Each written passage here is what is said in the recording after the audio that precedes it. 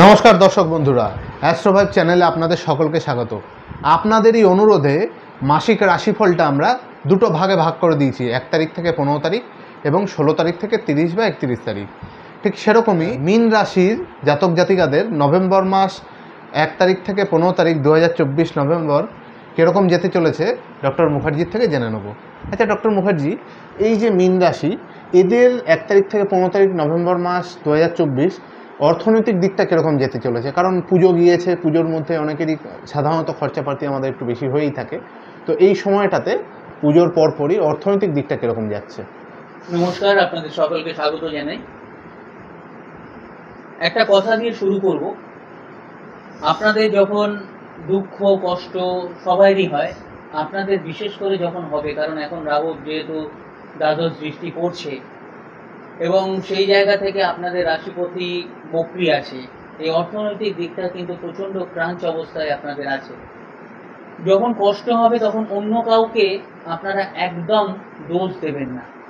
আপনারা আগে ছোট ছোট ডিসিশন নেবেন এবং সেই ডিসিশন যখন নেবেন ভগবানে বিশ্বাস করবেন, আর ডিসিশন কি করে বাস্তব হয় ভগবান ঠিক পথ দেখাবেন। যাই হোক, প্রসঙ্গে আসি।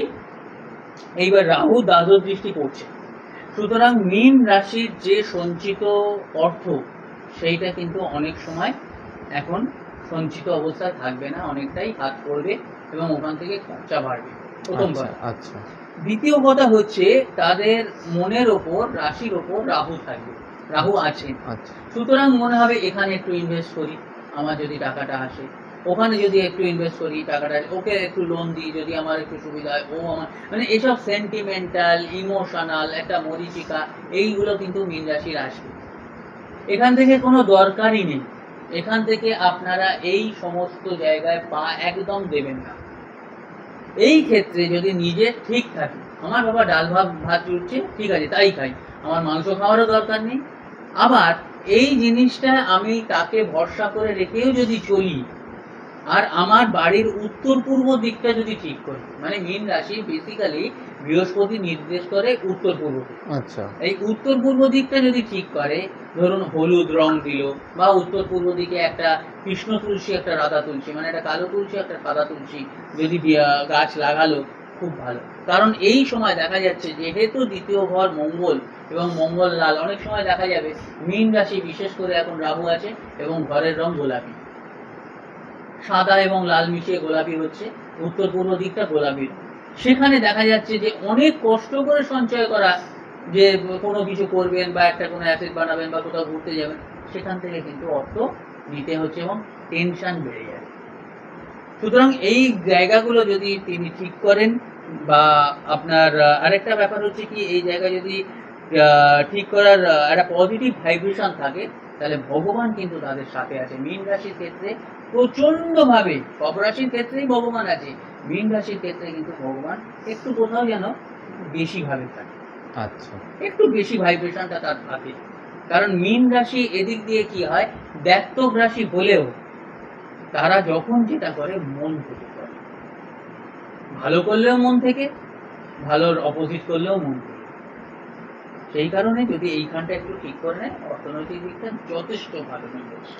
আচ্ছা, ওয়েদার চেঞ্জের সময় চলছে বা আসছে, সেক্ষেত্রে শরীর স্বাস্থ্য কিরকম যেতে পারে? শরীর স্বাস্থ্য কিন্তু একটু ভোগাবে, বুকে সর্দি বসবে, একটু ব্লাড রিলেটেড একটু প্রবলেম হবে, ওপর থেকে পড়ে যাবে, মানে উচ্চস্থান থেকে পড়ে যাওয়ার একটা ব্যাপার আছে। কিন্তু ওই যে আমি একটা কথা বললাম, প্রতিদিন যদি ওই যে তুলসী গাছ লাগাবে, প্রতিদিন যদি দুটো করে পাতা গিলে নেয়, জল দিয়ে গিলে খেয়ে নেবে, চিবোবে না, তুলসী পাতা চিবোতে নেই, দরিদ্রতা আসে, এটা যদি করে তাহলে শরীর স্বাস্থ্য মন মানসিকতা অনেকটাই ভালো।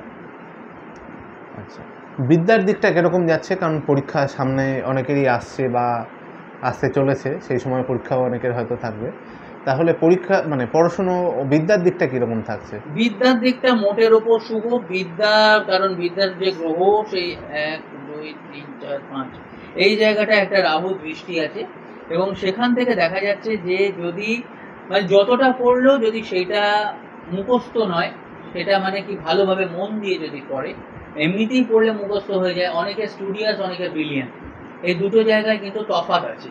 সুতরাং মীন রাশির ক্ষেত্রে যতটা পড়বে সেটা যদি পরীক্ষার মতন করে পড়ানো হয়, বা পরীক্ষার ছলে পড়ানো হয় বা টাইম মেপে একটা পরীক্ষা দেওয়ার মতন পড়ানো হয়, কারণ কি মীন রাশি লিখে আসতে পারবে না সবটা, টেনশন করবে, নার্ভাস হয়ে যাবে, তাতে কি হবে অনেকটা সময় চলে যাবে এবং আসল আনসার লিখতে সময় কম হয়ে যাবে। এই প্রবলেমটাই কিন্তু মীন রাশির হবে এবং কেয়ারলেস মিস্টেক হয়ে যাবে। সেই জায়গাটা যদি একটু মানে পরীক্ষার মতো করে যদি দেয়, মানে একটু ভালো করে পড়াশোনা করতে হবে এবং অ্যাটমসফিয়ারটা ওইভাবে আনতে হবে, যথেষ্ট ভালো। যারা নতুন সম্পর্কে গিয়েছেন বা যেতে চলেছেন বা প্ল্যানিং করছেন, এবং যারা অলরেডি সম্পর্কে রয়েছেন এবং যারা সাংসারিক জীবনযাপন করছেন, এদের রিলেশনশিপটা কীরকম যেতে চলেছে মীন রাশি জাতক জাতিকাদের? স্বামী স্ত্রী, বন্ধু বান্ধব, তারপর জাতক জাতিকা, প্রেমিক প্রেমিকা, সবাই সম্পর্কই ভালো। আচ্ছা, এক কথা। আচ্ছা, তাদের আবার দেখতে হবে দক্ষিণ পশ্চিম কোণটা ভালো আছে কিনা। আচ্ছা, কারণ দক্ষিণ পশ্চিম কোণটা হচ্ছে রাহুর কোণ। আচ্ছা, এবং দক্ষিণ পশ্চিম কোণ হচ্ছে রিলেশন কর্নার। আচ্ছা। সুতরাং গ্রহ নক্ষত্রের উপরেও আমি যেটা বলি বাস্তু অনেকটা নির্ভর করে। সেই জায়গায় যদি সেই জায়গাটা ভালো থাকে, সেই দিকটা ভালো থাকে, তাহলে মীন রাশির কোনো রকম সম্পর্ক নিয়ে কোনো নেগেটিভ কিছু দেখা যাচ্ছে না, যথেষ্ট পজিটিভ। কোনো স্পেশাল কোনো বক্তব্য বা বার্তা আমাদের দর্শক বন্ধুদের যারা মীন রাশি জাতক জাতিকা? মীন রাশি একটা কাজ করবেন, স্নানের জলে আপনারা একটু হলুদ গুঁড়ো আপনারা দিয়ে স্নান করুন। বৃহস্পতিবার থেকে শুরু করুন, আর এই জলে এরকমভাবে মানে হলুদ গুঁড়ো দিয়ে আপনারা একটু রেখে দেবেন, দিয়েই স্নান করবেন না, হলুদ গুঁড়োটা দিলেন, তার 2 মিনিট পরে ওই জলটা ব্যবহার। কতদিন করতে হবে এটা? এটা অন্তত 43 দিন করতে হবে। আচ্ছা।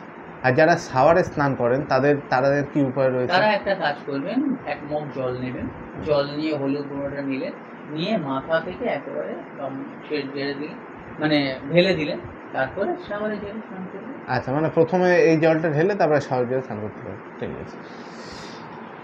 তাহলে দর্শক বন্ধুরা, আপনারা জানতে পেরে গেলেন মীন রাশির জাতক জাতিকাদের নভেম্বর মাস 1 তারিখ থেকে 15 তারিখ কীরকম যেতে চলেছে। আপনাদের যদি মীন রাশি হয়ে থাকে তাহলে আপনারা কমেন্টে জানান। আপনাদের যদি কোনো প্রশ্ন থেকে থাকে, আপনাদের কোনো কাছের মানুষের যদি মীন রাশি হয়ে থাকে, তাদের সাথে ভিডিওটি শেয়ার করুন। চ্যানেলটি সাবস্ক্রাইব করে বেল আইকন প্রেস করে অল নোটিফিকেশান অ্যালাউ করে দিতে ভুলবেন না। আমাদের পরবর্তী ভিডিও দেখার জন্য, নোটিফিকেশান পেতে এটা খুবই ইম্পর্টেন্ট। এতক্ষণ ধরে আমাদের সাথে যুক্ত থাকার জন্য, ভিডিওটি দেখার জন্য আপনাদেরকে ধন্যবাদ, এবং ডক্টর মুখার্জিকেও ধন্যবাদ এত ভালো ভালো জিনিস আমাদের সাথে শেয়ার করার জন্য। ভালো থাকবেন। নমস্কার।